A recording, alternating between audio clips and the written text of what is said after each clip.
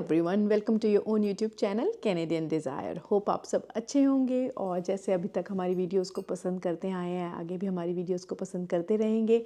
और जो हमारा दूसरा चैनल है कैनेडियन व्लॉग, मैं देख रही थी उस पर भी जो हमारे सब्सक्राइबर्स हैं वो बढ़ते चले जा रहे हैं। तो आप में से कुछ लोग या फिर कुछ नए लोग उस चैनल के साथ जुड़ रहे हैं। तो अगर अभी तक आपने उस चैनल को सब्सक्राइब नहीं किया है तो प्लीज़ उस चैनल को सब्सक्राइब कर लीजिए, क्योंकि उस चैनल पे हमारे डेली रूटीन की काफ़ी सारे अपडेट्स आते रहते हैं। और काफ़ी टाइम से मुझे क्वेश्चंस भी आ रहे थे कि कुछ अपडेट्स को लेकर आप वीडियो बनाओ। और मैं वो वीडियो इसलिए लेके आ रही थी क्योंकि कुछ भी अपडेट जो भी चल रहे हैं कनाडा में वो एक पॉजिटिव ट्रेंड की तरफ, पॉजिटिव साइड की तरफ नहीं है। फिर भी मैंने सोचा कि चलो अब एक अपडेट लेकर आते हैं कि अभी एक्चुअली हो क्या रहा है कनाडा में। तो बहुत सारे चेंजेस चल रहे हैं कनाडा में, चाहे वो पीआर पॉलिसीज़ को लेकर हों, चाहे वो आपके स्टूडेंट वीज़ा को लेके हों, आपके इमिग्रेशन के, ऑलमोस्ट सारी चीज़ों को ही लेके हो रहे हैं। आपके वर्क परमिट में भी बहुत सारे चेंजेस आ रहे हैं। रिसेंटली एक चेंज आया है वर्क परमिट को लेके, फ्लैग पोलिंग अब नहीं होगी। और फ्लैग पोलिंग से मतलब ये है कि पहले लोग क्या करते थे, जब उनका स्टडी परमिट ख़त्म होता था तो वो डायरेक्ट स्ट्रेट अवे बॉर्डर पे चले जाते थे और बॉर्डर पे जाके वो अपना वर्क परमिट ले आते थे, लाइक कन्वर्ट करवा सकते थे वीज़ा। तो जो ये कन्वर्ट का प्रोसेस जो हम जाके बॉर्डर पे करते हैं उसको फ्लैग पोलिंग बोलते थे। फ्लैग पोलिंग पहले इजीली हो जाती थी। स्टूडेंट से आपका वर्क परमिट में जब भी ट्रांसफ़र होना होता था, जब भी चेंज आना होता था, तो आप फ्लैग पोलिंग करवा के अपना PGWP ले आते थे। लेकिन अभी रिसेंटली गवर्नमेंट ने अनाउंस किया है कि अब आप PGWP के लिए फ्लैग पोलिंग नहीं होगी। बाकी सब जो हो रही थी वो चलती रहेगी। एक फ्लैग पोलिंग विजिटर से स्टेटस चेंज के लिए भी होती है। Basically flag polling status change पे होती है। और दूसरा चेंज PGWP को लेके जो आने वाला है उसको पूरी तरह से अनाउंस भी नहीं किया गया है। बस ये बोला गया कि एक मेजर चेंज PGWP को लेके आने वाला है।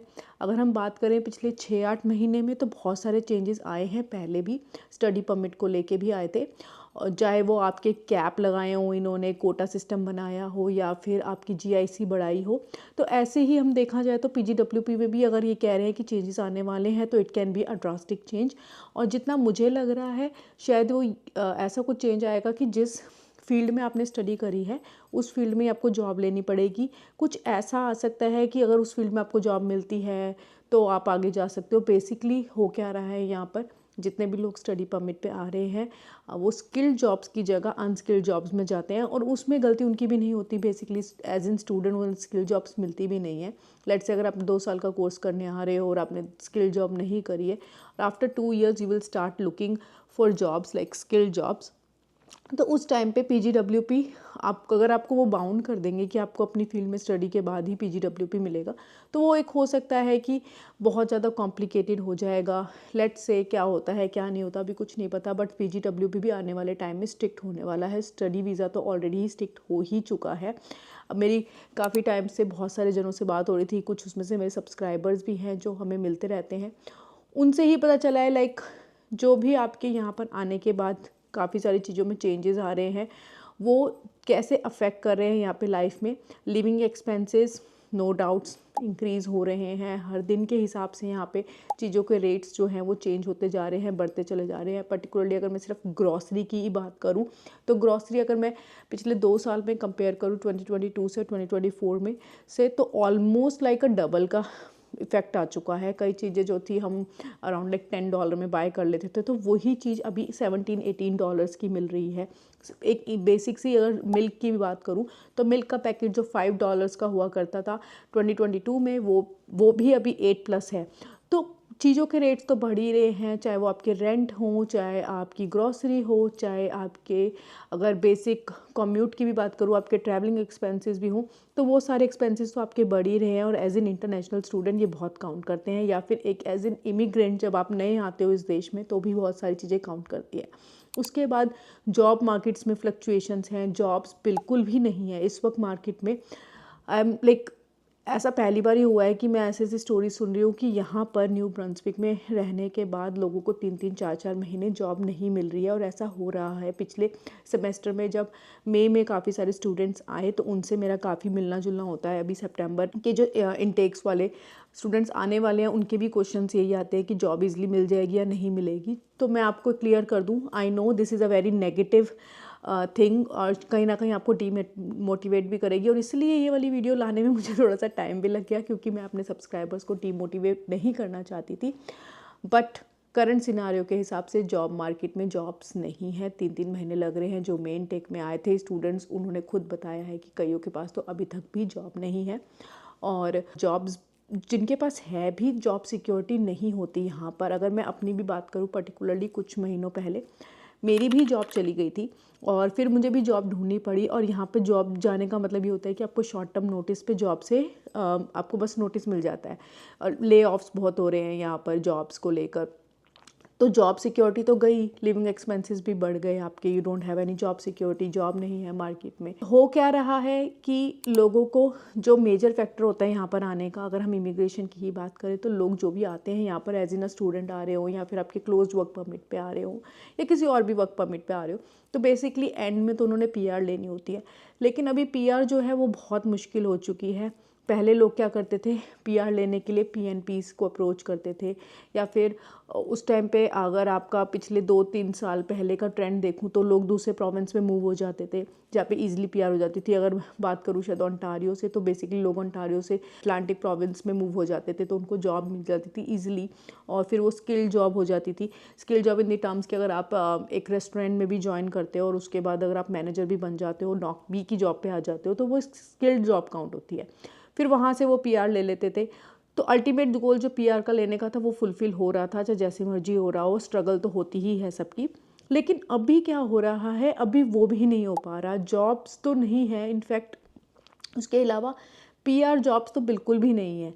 कितने लोग यहाँ पे मूव होके आए हैं 6 मंथ से, उनके पास जॉब नहीं है। काफ़ी प्रोविंस से यहाँ पर न्यू ब्रांसविक में लोग मूव हुए हैं, और मुझे डेली बेसिस पे कईयों की रिक्वेस्ट आती भी है कि हम मूव होना चाहते हैं। अगर मैं किसी को सीधे सीधे बोलती हूँ कि नहीं आप मूव मत हो, यहाँ पे जॉब्स नहीं है, तो नोबडी बिलीव्स इन मी, कि उनको लगता है कि भाई खुद तो ये हैं वहाँ पर, ये चाहते हम ना आए। जी नहीं, ऐसा कुछ भी नहीं है, हम नहीं चाहते ऐसा कुछ भी। अगर मैं यहाँ पे बैठी हूँ तो आई कैन फील आप क्या, आई कैन थिंक लाइक कि आप कैसे फील कर रहे हो। I can relate myself with your situation as well, कि अगर मैं वहाँ पे होती, आपकी तरफ होती, और अगर मैं सितंबर में आ रही होती और मैंने ऑलरेडी अपने काफ़ी रुपए, काफ़ी like lakhs of rupees invest कर दिए होते पढ़ाई में, तो मुझे भी वहाँ पे बैठ के टेंशन हो रही होती, और कहीं मेरे ऐसी ही वीडियो में मुझे बोल रहा होता तो मुझे भी टेंशन हो रही होती इस बात की। यहाँ की इकॉनमी जो है वो मैं नहीं कहूँगी कि बूस्ट पे है, मैं नहीं कहूँगी कि ठीक चल रही है, क्योंकि अगर आप इनिशियली आपको जॉब्स ही नहीं मिल रही है, तो आप सर्वाइवल, चाहे वो सर्वाइवल जॉब्स की बात हो, तो आपका सर्वाइवल करना ही यहाँ पे बहुत मुश्किल हो जाएगा। और उसके बाद अगर हम अल्टीमेट गोल PR की बात करें, तो जैसे मैंने आपको बताया कि PR लेनी भी मुश्किल हो गई है। अगर आप किसी प्रोविंस में डायरेक्ट आ रहे हैं और उस प्रोविंस का आपको स्टूडेंट से बेनिफिट मिलता है आने का, तो आपको PR ईजिली मिल जाएगी, जैसे मुझे मिला। मुझसे काफ़ी जनों ने कई बारी पूछा है कि आपकी PR कौन सी PR थी, तो मेरी जो PR थी वो थी न्यू ब्रंसविक एक्सप्रेस एंट्री, जो स्टूडेंट स्ट्रीम के अंडर आती है। तो बेसिकली एक्सप्रेस एंट्री ही थी, लेकिन ये न्यू ब्रंसविक के अंडर आती है। इसका मतलब है कि स्टूडेंट जिन्होंने यहाँ से पढ़ाई करी है और जिनके पास पहले से एक्सपीरियंस था, चाहे वो नॉक OAB में होना चाहिए था, और वो एक्सपीरियंस के साथ वो PR ग्रैब कर सकते थे। तो मेरी तो ये सिचुएशन थी। अभी ये PR ओपन है, मुझे नहीं पता ये PR कितने टाइम तक ओपन रहेगी। जितनी जल्दी यहाँ पे इमिग्रेशन की पॉलिसीज़ चेंज हो रही है, जितने जल्दी चेंजेस आ रहे हैं, कुछ नहीं पता कि आने वाले टाइम में यहाँ पे क्या होने वाला है, क्या नहीं होने वाला। ऑलमोस्ट लाइक वीकली बेसिस पे कोई ना कोई ऐसी न्यूज़ आती है जो अनएक्सपेक्टेड होती है। कोई किसी प्रोविंस ने अपनी PR बंद कर दी, PNP बंद कर दी। न्यू ब्रंसविक के भी जो जितने भी PR के अपॉर्चुनिटीज़ थे वो बहुत ज़्यादा उसने कम कर दिए हैं। पहली प्रायोरिटी उसकी यही है कि जितने लोग डायरेक्ट यहाँ पर आ रहे हैं, चाहे वो स्टूडेंट स्ट्रीम पे आ रहे हैं, उन सबको मैं PR दूँ।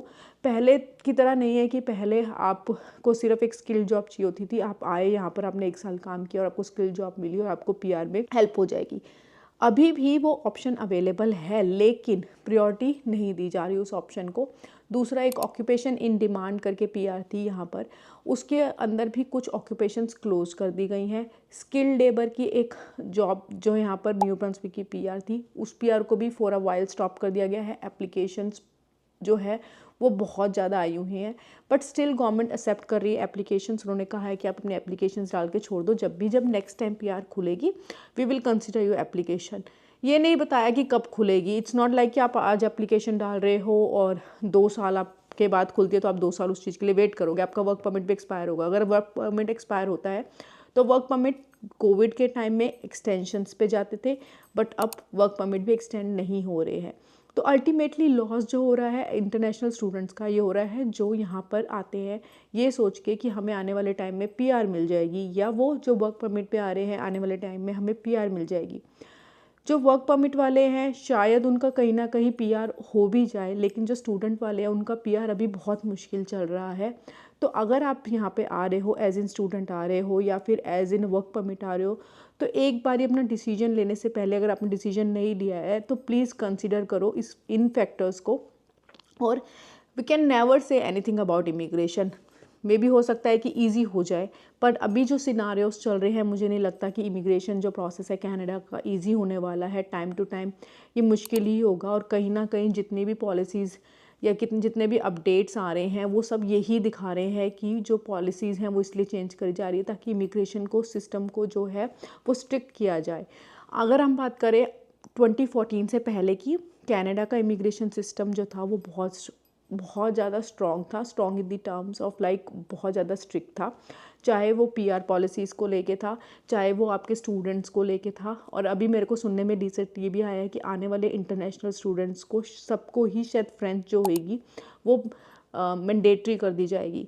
अगर सबको ही फ्रेंच मैंडेटरी कर दी जाएगी तो बहुत लिमिटेड स्टूडेंट्स आएंगे। फ्रेंच कोई भी स्टूडेंट को फ्रेंच नहीं आती, मुझे भी नहीं आती।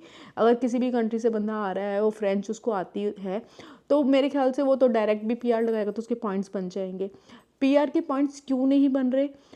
एक तो पीएनपीज नहीं मिल रही, दूसरा जो पीआर के पहले पॉइंट्स थे, जो सीआरएस स्कोर आता था वो पहले कम आता था, 415, 420, 450 तक भी चला जाता था। अभी सीआरएस स्कोर इतने हाई आ रहा है। उसके बाद जो इन्होंने एक्सप्रेस एंट्री करी है जो स्पेसिफिक फील्ड्स को लेकर है, चाहे वो केयर गिवर्स को लेके है या अर्ली चाइल्डहुड को या हेल्थ वर्कर्स को लेकर है, जो इन्होंने एक डिस्ट्रीब्यूशन कर दिया है, उनके जो ड्रॉज आते हैं वो भी पीआर्स को काउंट करते हैं। तो एक जो पीआर का भी एक कोटा होता है पूरे साल का, तो इनको पता है कि इन्होंने किस कोटे में कितनी पीआर्स देनी है। तो इट्स नॉट लाइक जैसे पहले होता था कि इतनी फाइल्स आ गई है। और एक टाइम तो कोविड के टाइम पे मुझे याद है एक ऑप्शन उन्होंने खोला था टीआर टू पीआर, जिसमें आपके पास पॉइंट्स नहीं भी थे, लेट से अगर आपके 300 से नीचे भी पॉइंट्स थे सीआरएस, तब भी आपको पीआर मिल रही थी। बट लेकिन अभी जो अगर आपको पीआर चाहिए तो आपके सीआरएस 500 तो होने चाहिए। अगर आप कनाडा के बाहर से डायरेक्ट पीआर लगा रहे हो तो बहुत ज़्यादा ही मुश्किल है। फिर इनसाइड वाली बात करें तो इनसाइड में भी अगर स्टूडेंट्स आते हैं और उनके पास एक्सपीरियंस नहीं होता, लेट से कोई स्टूडेंट 12th करके आया है, उसने यहाँ पे 2 साल का डिप्लोमा भी कर लिया, तो उसके एज के फैक्टर भी नहीं बनते, उसके एक्सपीरियंस के पॉइंट्स भी नहीं बनते, कर आके उसके उतने पॉइंट्स बनते ही नहीं हैं। फिर अल्टीमेटली उसके पास जो गोल होता है वो ये होता है कि मैं पीएनपी ले लूँ। पीएनपी लेने के लिए लेट से अगर कोई स्टूडेंट यहाँ पर बैठा हुआ है तो उसको देखना पड़ेगा मैं कौन सी पीएनपी के लिए एलिजिबल होता हूँ। और पीएनपीज़ में चेंजेस इतने आते हैं। कभी रिसेंटली एक केस ऐसा हुआ है कि एक बंदे ने यहाँ पर आके न्यू ब्रंसविक में 1-1.5 साल काम कर लिया, अपने पीएनपी लगाने लगा। जब पीएनपी लगाने लगा तो गवर्नमेंट का रूल चेंज हो गया। अब गवर्नमेंट का रूल चेंज हो गया, उसके पास वर्क परमिट भी 6-7 महीने का ही बचा हुआ है। अब वो आगे के वर्क परमिट को देखेगा, रूल चेंज को देखेगा, या फिर ये देखेगा कि भाई मैं कौन सी और स्ट्रीम के अंदर पीआर लगा सकता हूँ। अब ये नहीं कि पहले प्रोविंस मूव करके यहाँ पर आए और यहाँ पे एक्सपीरियंस गैदर किया, यहाँ पे भी रूल चेंज हो गया एंड देन फिर किसी और प्रोविंस में आप गए। तो ये सब चीज़ें जो हो रही है, मैं बोलूँगी बहुत ज़्यादा मिसकम्युनिकेशन है, बहुत सारे गैप्स हैं यहाँ पर अभी पीआर पॉलिसीज़ में, बहुत सारे गैप्स हैं इमिग्रेशन में जो हो सकता है आने वाले टाइम में फिल हो जाएं। और वो गैप्स इसलिए भी हो रहे हैं क्योंकि चीज़ें स्ट्रिक्ट हो रही हैं। पहले क्या था, कुछ चीज़ें बहुत ज़्यादा आसान थी लोगों के लिए कि चल यहाँ पीआर नहीं हो रही तो मैं प्रोविंस मूव कर लूँगा, दूसरे प्रोविंस में मूव हो जाएगी। इस एम्प्लॉयर के साथ पीआर नहीं हो रही तो मैं दूसरे एम्प्लॉयर पे स्विच कर लूँगा। लेकिन अगर अभी एआईपी की बात करें तो एआईपी एम्प्लॉयर्स की अटलांटिक प्रोविंसेस में इतनी डिमांड हो चुकी है कि उनके पास लिस्ट है, पूरी की पूरी लिस्ट, इन द सेंस कि वो एक तरीके से एक्सप्लॉइट कर रहे हैं अपने एम्प्लॉयज़ को। एक्सप्लॉइट उनको पता है क्योंकि एम्प्लॉय को मेरे साथ पीआर चाहिए ही चाहिए। एंड देन अगर उनके पास कोटा जो है 6 बंदों का है तो उनके पास ऑलरेडी 12 बंदे हैं लिस्ट में, तो वो उसके लिए भी वेटिंग चल रही है। तो अब एक ऐसा हो गया है कि आप डू और डाई में हो, या तो आप वेट करो, वर्क परमिट ख़त्म होगा तो अल्टीमेटली आपको अपनी कंट्री वापस जाना ही पड़ेगा। और शायद कहीं ना कहीं जो गवर्नमेंट है यहाँ पर आए हुए हर स्टूडेंट को आज की डेट में शायद पीआर देना भी नहीं चाहती, इसलिए ही चीज़ें बहुत ज़्यादा स्ट्रिक्ट हो रही है।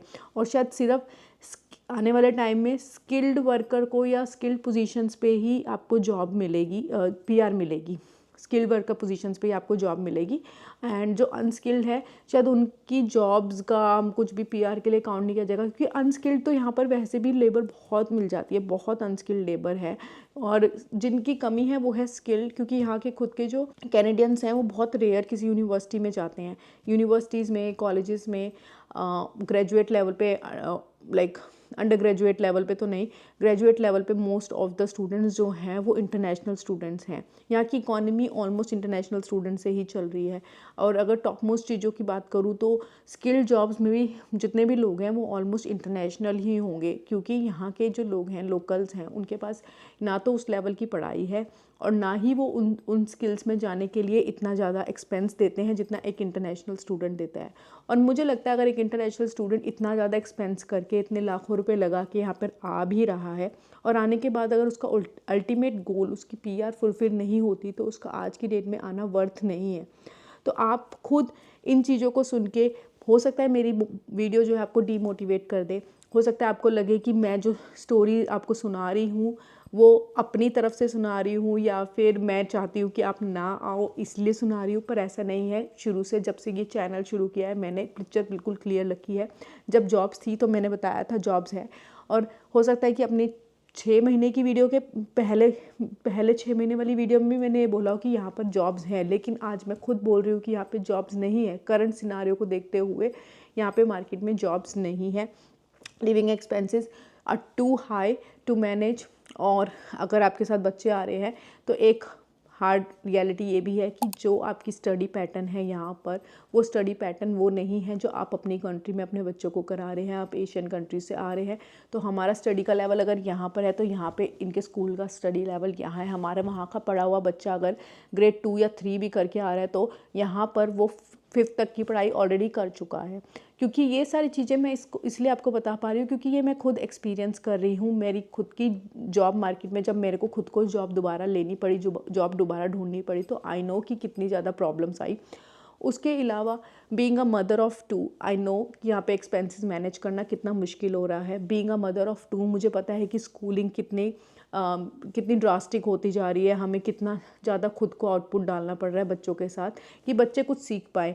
अभी अगर देखा जाए तो समर कैंप्स भी होते हैं यहाँ पर, लेकिन समर कैंप्स में भी स्टडी नहीं होती। समर कैंप्स अपने बच्चों को एंजॉय करने भेजते हो, लेकिन एक लेवल के बाद, लाइक 8th 9th के ग्रेड के बाद आपको स्टडीज़ शुरू हो भी जाती है। फिर आपको धीरे धीरे चीज़ों में देखा जाता है कि आप कौन सी फील्ड में जाना चाहते हो, आपका इंटरेस्ट कहाँ पर है।